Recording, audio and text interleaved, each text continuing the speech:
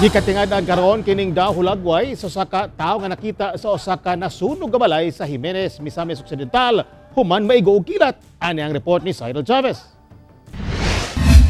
Mao kini ang kuha ni Krisha May sa nasunog nga balay sa Purok 1, Barangay Naga, Jimenez sa Misamis Occidental, Miyerkules sa gabii.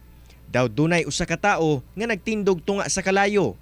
Nagtuo ang uploader nga sinyalis kuno kini gikan sa Ginoo nga pakusgon ang ulan aron mapalong ang kalayo.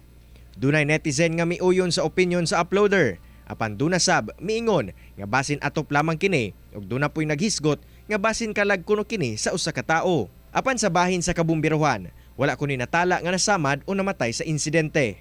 Pag naay mga progress report nga moabot unya verified unya basin pa simbako og naa didto ilalom sa mga debris ba dito sa ilalom basig aya manaukayan, progress report will always follow. But as of this moment wala pa Sir Cyril, walay na atong na hibaw-an nga fatalities as of this time. Base sa BFP, nagsugod ang sunog sa usa ka duha ka andana nga panimalay sa lugar nga miabot sa ikatulong alarma.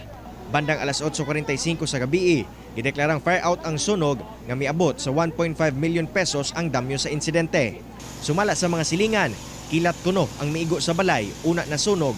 Apan padayon pa usab ang kabumbiruhan sa pag-imbestiga sa tinuod nga tinubdan sa insidente.